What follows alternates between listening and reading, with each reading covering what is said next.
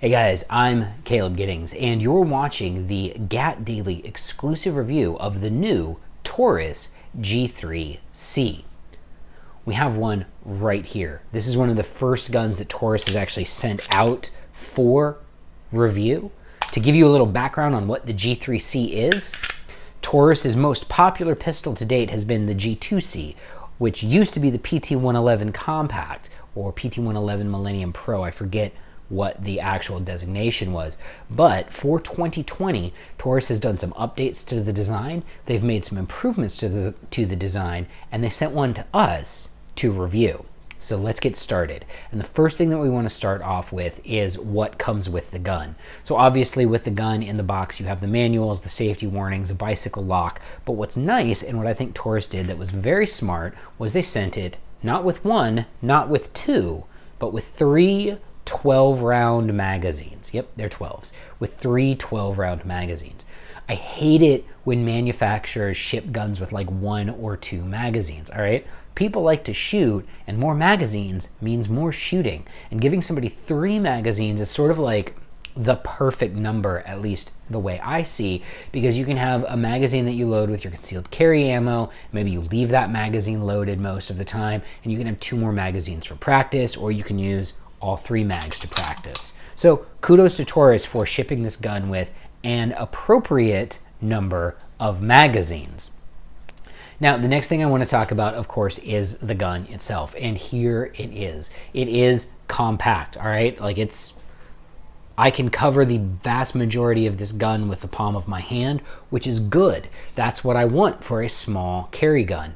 The grip isn't quite long enough for me to get that pinky on there for a full firing grip until you insert one of the 12-round magazines. It's got a nice pinky rest on it, so I can now get all three of my fingers on this gun in a firing grip.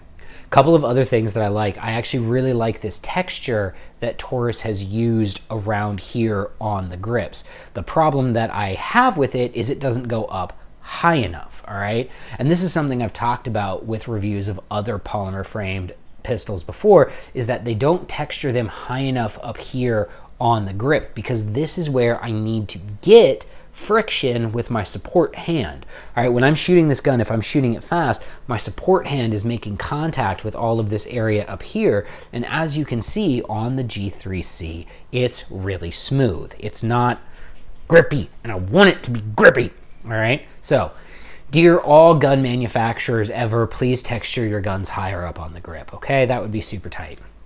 Now, one thing that I do like that they did, and you can see it, it's on both sides of the frame, is this little divot. And Taurus has a name for this. I think they call it the memory thing, memory pad, I think is what they call it. Regardless, I like it because it is an easy way for me to tell that my finger is in the correct register without having to actually visually reference the gun. Do you see this? My finger is clearly straight and off the trigger, and I know it's there every time because of this little divot.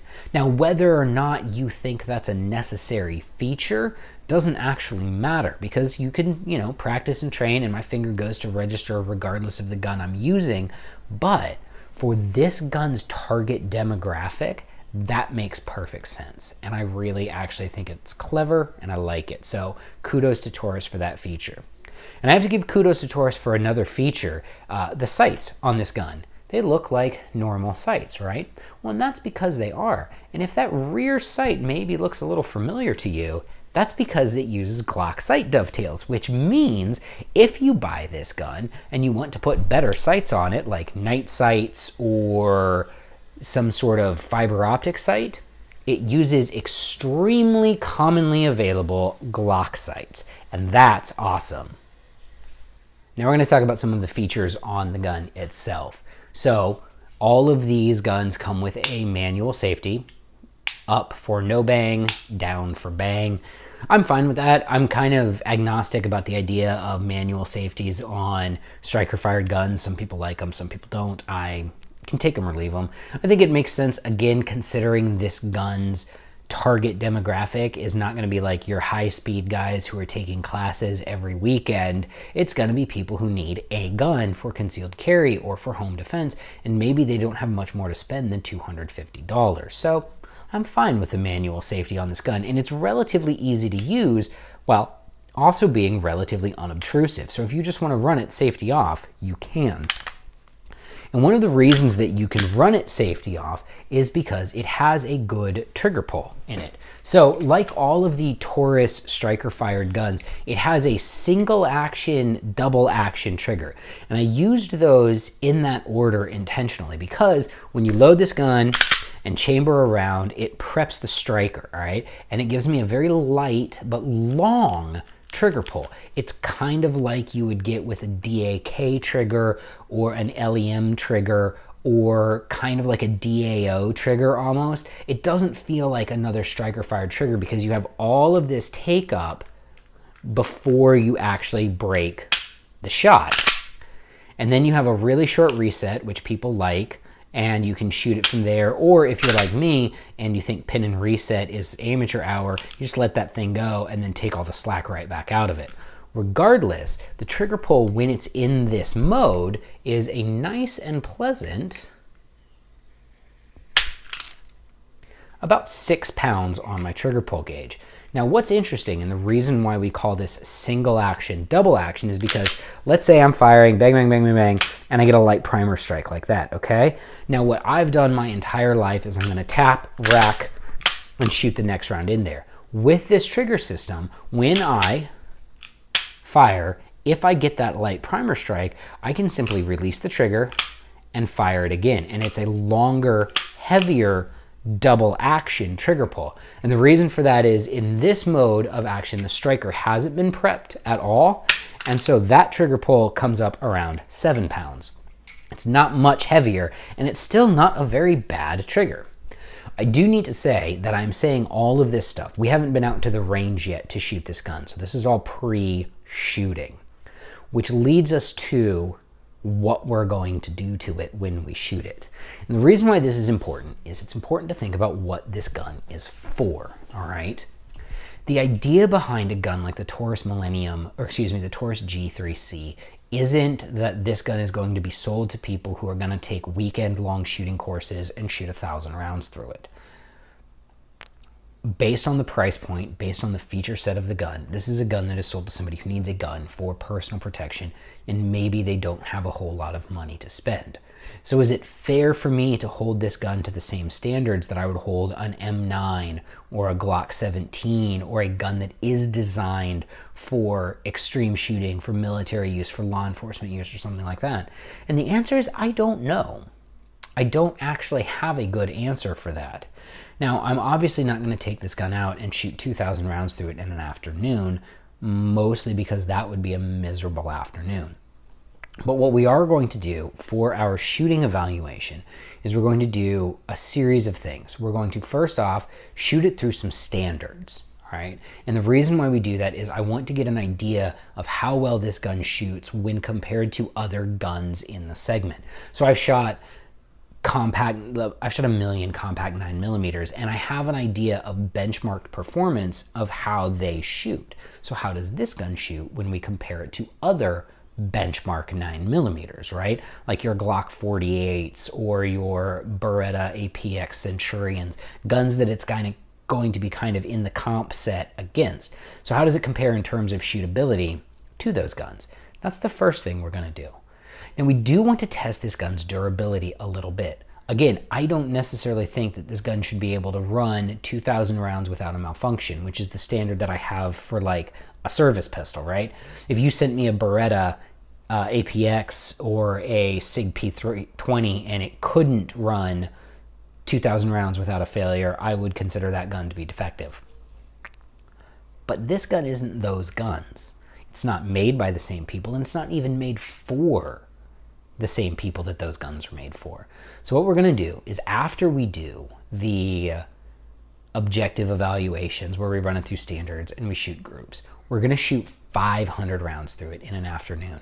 And that's going to be a crappy afternoon for me, but it's going to be important because I think that if you can take this gun and you can get it through 500 rounds in the course of an afternoon, just shooting it, loading mags, shooting it, loading mags, etc. And if it survives that without any failures, without any malfunctions of any type, I would consider it good to go for the price point. For what this gun is, an affordable gun for personal protection for people who need a gun, I think 500 rounds with no failures is pretty solid. But the only way to really find out is we need to go to the range. All right, guys, we are out at the range, and two things. One, it's so hot. It is like Africa hot out here.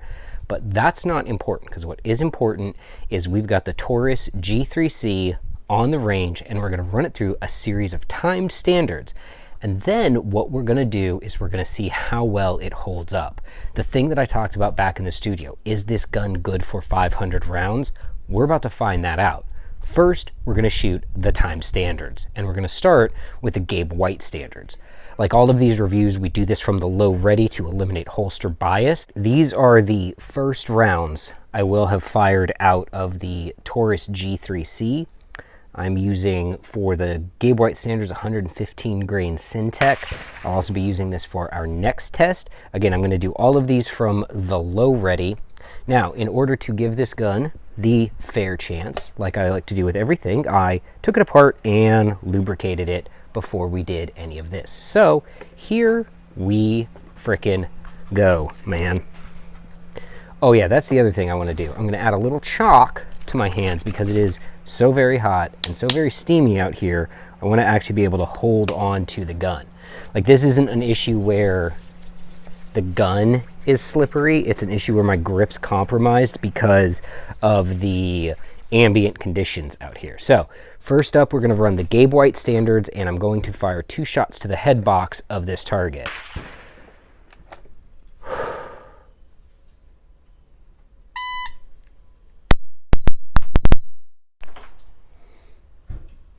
Okay, so that was a 217. Now I have to be honest, both of those were misses to the left.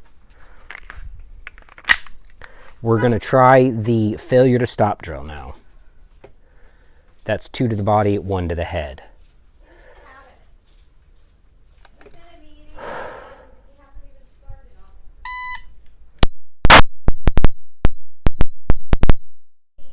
All right, much better. I figured out the point of aims. Both of those, all 3 of those were hits.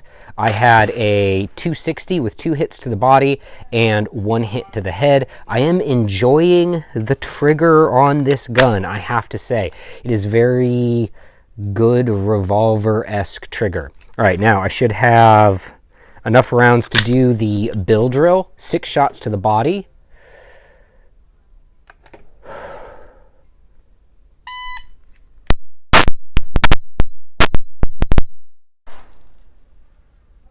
Hmm. 288 on the bill drill. One of the things I'm noticing about this gun is it is shooting very, very low with these 115 grain rounds. How low? Well, I was aiming at the top of the 8-inch circle, and all of my hits are down in the bottom or out of the 8-inch circle. So that's interesting. Now, you can fix that with adjustable sights. All right, now the last part of the Gabe White standards is the double failure drill. It's 4 shots to the body and 2 shots to the head.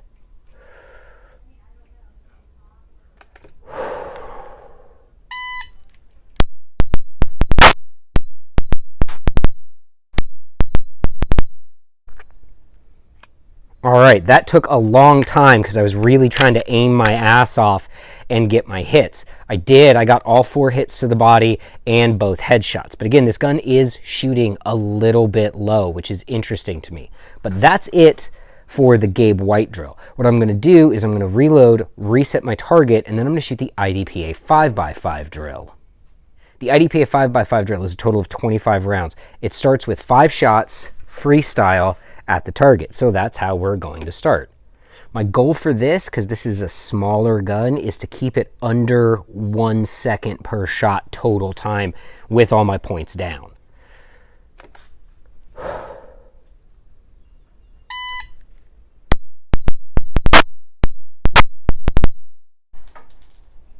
right, that was a 346, and it was clean. I didn't drop any hits. Up next is 5 shots, strong hand only.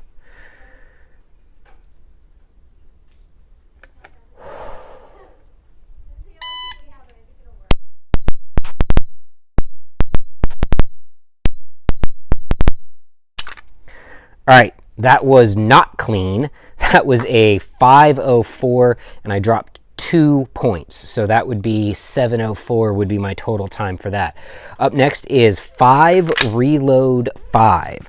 So I'm going to fire 5 shots, reload from slide lock, and fire 5 more.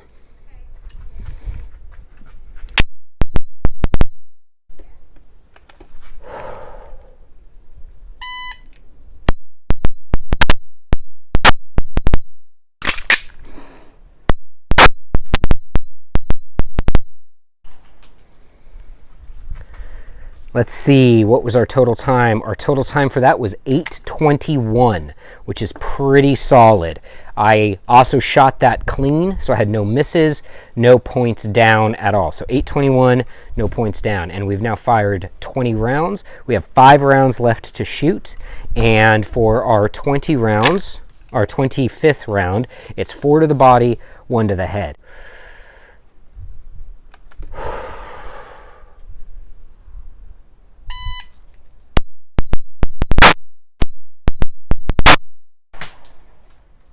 .415 down 0. I'm actually pretty happy with that. That was reasonably decent shooting to get a 415 down 0 with this little gun. Now what I'm going to do, I'm going to take a break. I'm going to go back to the studio, not in real life. I'm going to stay here because I have more shooting to do. But we're going to cut back to the studio so we can talk about those times and talk about what it means for the gun, both on the Gabe White standards and on the IDPA 5x5. And I'll see you back here in a few minutes so we can shoot some 15-yard groups. So what did we learn from actually shooting the gun on timed performance standards? Well, first off, we learned that the trigger pull isn't bad. It's not great, obviously. It's no tuned 1911. It's not tuned Beretta 92, but it's not a bad trigger, and it's especially not a bad trigger for a concealed carry gun. I would say on a scale of 1 to 10, I'd give it a solid 5 or 6, which is perfectly respectable. I found I was able to shoot the gun to a reasonable level of performance, given that I had never fired it before, and even though the sights are Glock dovetails, Glock sights kind of suck, so they're not the best sights. I think if I were to want to carry this gun, I would 100% replace those sights. But there was nothing about the actual shooting of it that would make me not think it's good to go for carry. I was able to shoot it accurately, I was able to shoot it well, and I was able to shoot it to a level of performance that to me is acceptable and desirable for a concealed carry gun. Now the next question we have is, how accurate is it? And I'm a big believer in accuracy. A pistol that you shoot, that you carry to defend your life, must be accurate. So we'll go back to the range and we're going to shoot some 15-yard groups. We're back. I'm still here. You know what I mean. Out at the range, and it's time to shoot some groups. And what we're going to do is we're going to shoot 4 5-shot groups. And for this, I'm going to use Hornady Critical Defense because the FTX bullet is one of the most accurate bullets I've ever encountered. Now, because this is a carry gun, I'm not going to shoot these groups off a bench at 25 yards. We're going to shoot them freestyle at 15 yards. And I have 2 B8 targets and 2 4-inch circles. So we're going to shoot 1 group at each of these individual targets, standing freestyle, slow fire.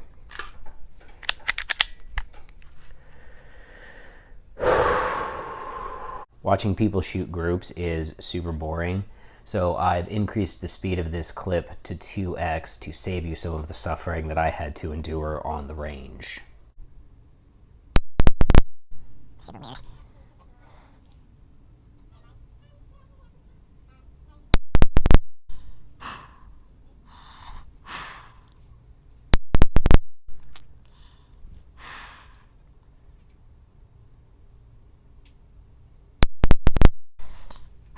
All right, that's 1 group down. Now we're going to shoot our second group. There's really nothing worse than shooting guns for groups during reviews. It's not one of my favorite tasks, and it requires such an intense level of focus that it actually is more tiring to do this than it is to do something like shoot the fast drill or shoot bill drills or shoot the gun fast. I have to say that after trying to shoot this gun for groups is making me not love the trigger so much anymore. It was great for kind of like speed shooting where you want to think a little bit about what you're doing, but for group shooting, not super awesome. Anyway, here we go. Group number 3.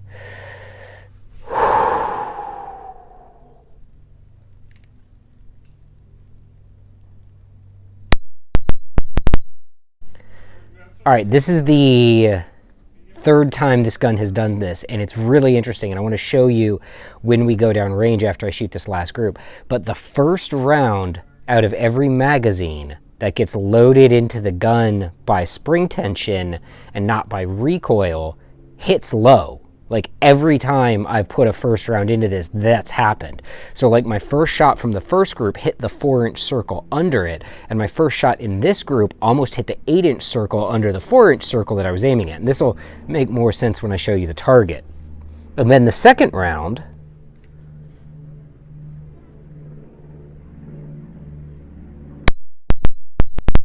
pretty much hits where I point the front sight, which is weird, right? The first round that gets hand loaded hits super low. The second round goes where I aimed it. Very strange.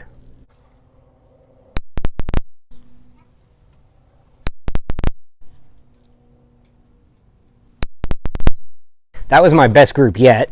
All right, now we're going to do our fourth and final group. And let's see if this one goes super duper low.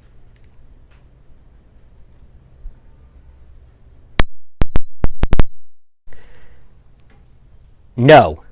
To answer your question, no, that one hit exactly where I was pointing the front sight. So this is an unknown, non-reproducible phenomenon, which has happened 4 out of 5 times I've put a magazine in the gun so far. That I've been paying attention to. Interesting. Anyway, let's finish off this group.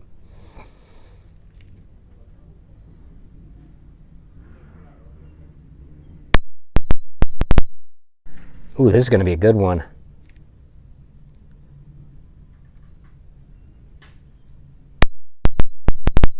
He said, jinxing himself.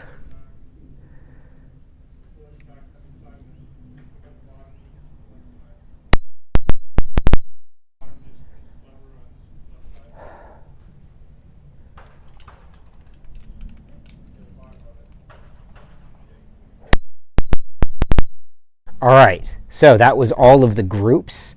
Let's go downrange, check it out. I'll also have still photos of each group uploaded into this video so you can actually see how each group worked. And honestly, my fourth group was by far my best group. I think I was just more focused for that one, but it does display the potential accuracy of this little gun, which is pretty good. So let's check those hits out, the groups, because groups are cool.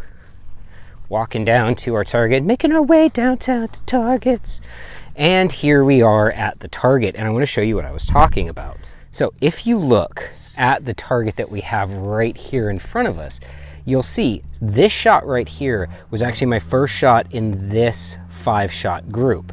Then this was my first shot in this 5-shot group, and this one down here was my first shot in this 5-shot group, which is very weird, and I would have thought meant something, except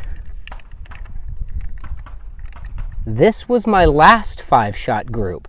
No odd mechanical flyers or anything like that, just a really solid 5-shot group. We're going to take some photos of these. We're going to have some more studio discussion, because the next thing I'm going to do is going to suck.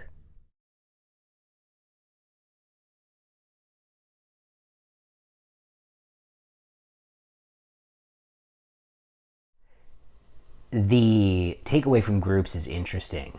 I wasn't able to duplicate that mechanical flyer again, and I don't know exactly what was causing it. It might just be a spring tension issue. It might be as the gun gets shot in, that goes away, which is great, because as we saw, that fourth and final group was nice and tight, very accurate. Regardless, even the odd mechanical flyers didn't remove this gun from acceptable levels of accuracy. Now, I like accurate guns. I like really accurate guns. This gun is not as accurate as a 1911 or a Beretta or a really nicely made wheel gun, but it's also a tiny carry gun. It is on the same level of accuracy as other guns in its class. When I compare it to guns like the Beretta APX Centurion, it has the same level of accuracy. I'm sure it has the same level of accuracy as a Glock 48. It does have the same level of accuracy as a Glock 43. Now, I haven't shot this gun's most likely competitor, which is the Springfield Hellcat, but I'm sure that, again, same sort of levels of accuracy. Now, the last thing we're going to do, which I'll talk about a bit once I go back to the range, is we're going to test this gun's endurance. So, groups are done, and I'm back at the range one last time, because what we're going to do is we're going to see if this Taurus G3c really is a 500 round gun. Now, I don't have enough mags here to load up 500 rounds at once, so what we're going to do is we're going to shoot, and we're going to shoot through a total of 500 rounds. Now, I've already shot 67 rounds, so this 500 round challenge is going to take a minute, but I'm going to show you every single one of the remaining 400 and whatever that 437. I'm going to show you every single one of the remaining 437 rounds that we have to fire out of this gun. And here's the breakdown. So I've already fired 17 rounds of 115 grain Syntech for the Gabe White standards. Fired 25 rounds of 115 grain Syntech for the IDPA 5x5 standards, and I fired 25 rounds of Hornady Critical Defense for the groups. I fired 5 off camera to see where the gun was hitting, and then 4 on camera for groups. So the rest of the test, we're going to fire 25 rounds of 150 grain Syntech. We're going to fire 25 rounds of 147 grain HST, 25 rounds of 147 grain HST, 15 more rounds of Critical Defense, 100 rounds of 147 grain American Eagle, and 243 rounds of this tasty 115 grain Syntech. And we're going to see what happens to the gun. I don't think this will be particularly pleasant. It's a lot of shooting and a lot of stuffing mags that I have to do, but it's important because I want to know if this is a 500 round gun. If this gun goes all of these rounds this afternoon out here in these conditions, I would consider this gun to be good to go for concealed carry on a budget. But the only way to really find out is to go pull the triggers. So right about here, my lav mic freaked out and it stopped recording any of the audio other than very quiet pops for each gunshot, which is why you're getting this awesome in-studio voiceover now. This is the first set of rounds that I fired during the 433 endurance round challenge. This is where I noted that the trigger was starting to wear on my finger a little bit from all of the rapid fire.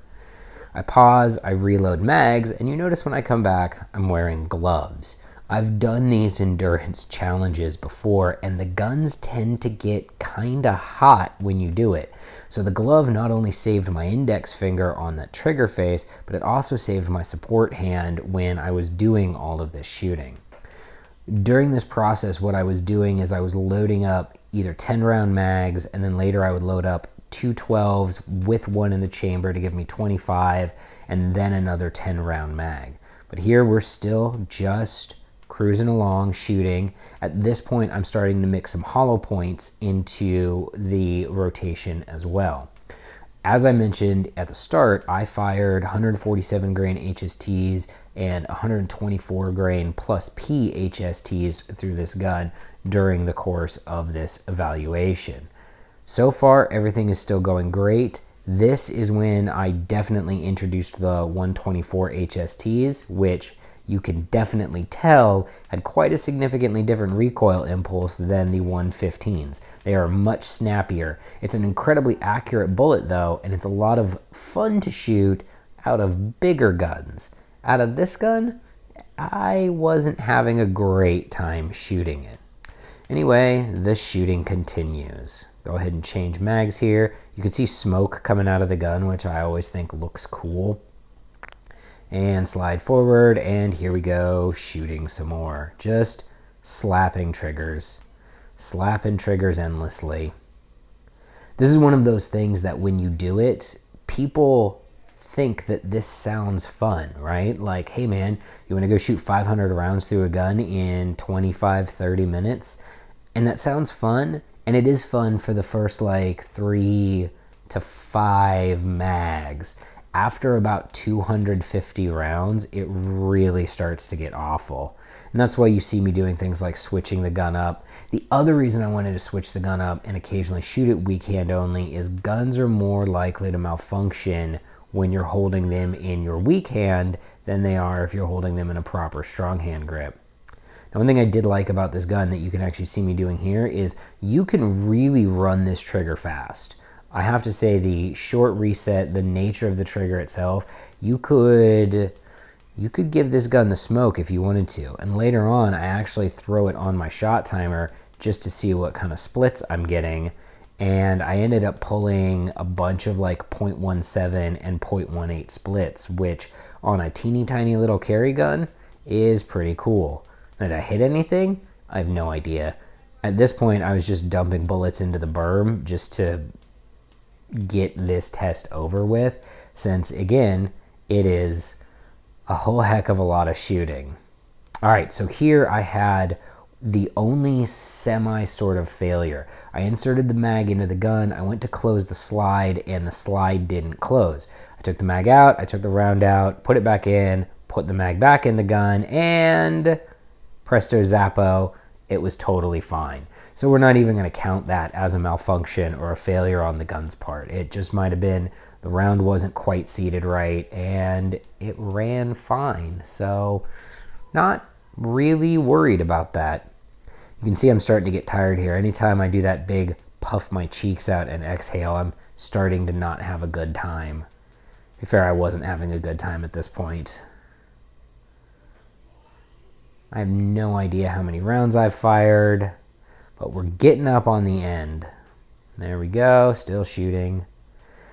At this point, the gun was getting incredibly hot to touch right around the takedown lever, which is where I rest my support hand thumb, right on the takedown lever. It was so hot that I could feel the heat through that takedown lever through my glove and into my thumb. So I switched up hands, got back to work.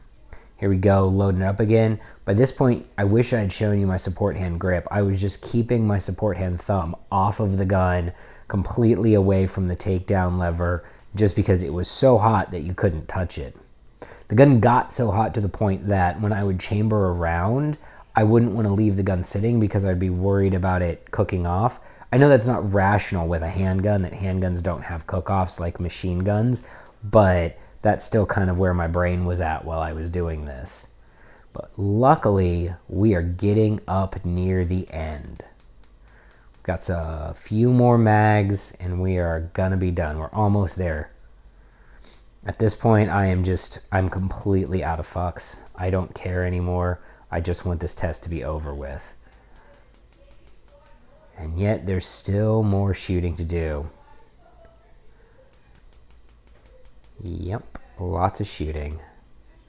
I forgot how many rounds I had loaded in the gun at that point. At this point, I'm working my way through the last of the Syntex, and here's where I put it on my timer just for funsies. Give myself the beep, and then just hammer out those rounds as fast as I possibly can. And when I went to review things on the timer, I had 0.17s, 0.18s. It was pretty good times. So you can shoot this gun very, very fast.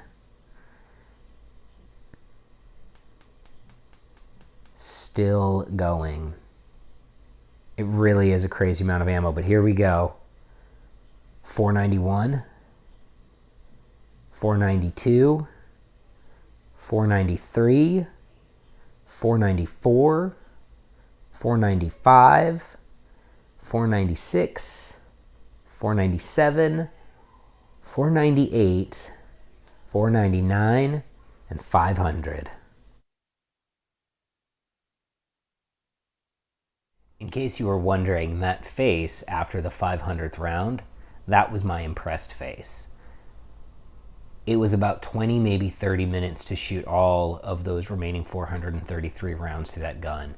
And as you heard in the narration, the gun got really hot. It got uncomfortable to shoot. I ended up with a blister on my finger from the trigger, but it made it. And that's the important thing about this gun, and the thing that I want to hit on as we wrap this review up. This gun isn't designed for people who want to go take a 1,000-round weekend shooting class. It's not designed for people who are going to go buy a Wilson Combat 92 Brigadier or something like that. It's designed for people who have $250 to $275 and need a gun. The MSRP on it is like $305, so street price will be around that number, that $250, $275. And I think that it's important to have guns in that price segment that work, and that work for at least 500 rounds. Because to be fair, that's probably more rounds than will get fired through the vast majority of these G3Cs that get sold. But it lasted for those 500 rounds. It fed quality jacketed hollow points. It fed plus P hollow points. It fed everything that I put in it. And it did everything I asked it to do. So in this price point, obviously, I think everyone should go out and buy Beretta 92s and Glock 19s and be perfectly happy with those great guns. But not everybody has $500. And if all you have is $250 to $275 and you absolutely need a gun to protect yourself with, is the Taurus G3c good to go? In my opinion, I think it is. I'm Caleb Giddings. Thanks for watching.